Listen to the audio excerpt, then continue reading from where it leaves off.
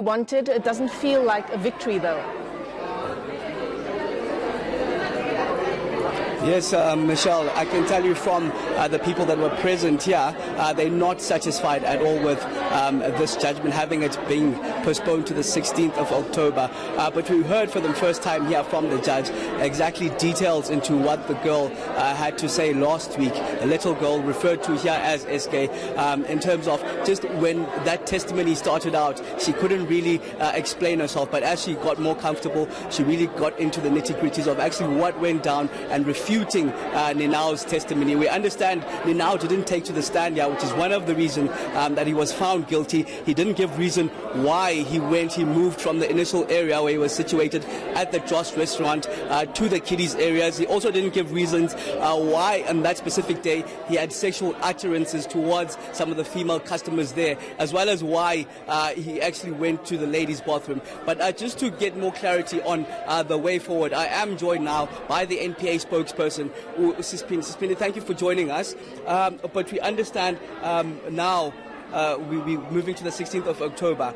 Can you maybe just clarify what's the reasoning behind it? Because you made it seem that it would be wrapped up by this Friday.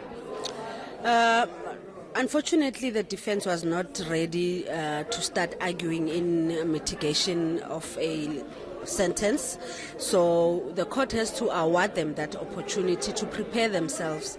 They've brought an application stating that they will need pre-sentencing reports, that is a report of a psychologist, and so the court has then allowed that process to unfold. Of course, as the state, we also did not have a problem in the court granting them such a postponement, as we understand that in the criminal procedures, the rights of the accused also matters. So it's important to uphold the rights of individuals within the court proceedings.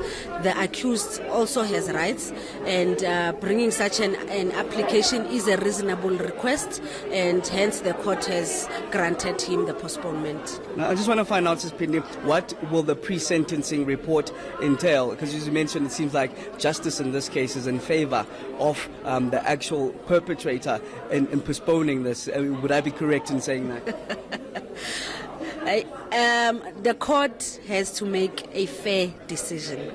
So if it means that the request of the accused person to have the matter postponed for pre-sentencing reports is a reasonable request, then the court will allow such process to unfold, because the court has a duty and an obligation to uphold every individual's rights that is present before court.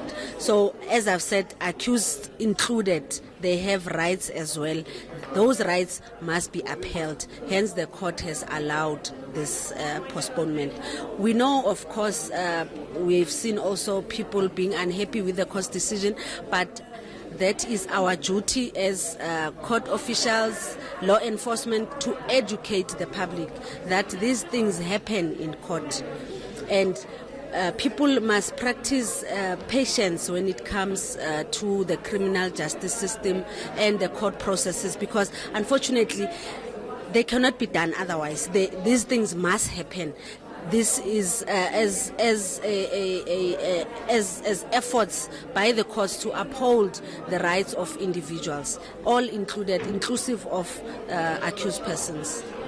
Well, that's the NPA spokesperson basically asking the public and those watching now just to have patience in terms of the unfolding of this court procedures. We do understand now that the matter has been held down for the 16th of October. In fact, that this full crowd that was here behind me not quite satisfied with those procedures, Michelle. Yeah, absolutely. And a difficult statement for the victims and or rather I should say the survivor and the survivor's family to hear that the accused's rights in this matter also come in terms of they also influence the court's way of doing things. Thanks very much for that. Aviwa Mtila is live to us there from the North Gauteng High Court.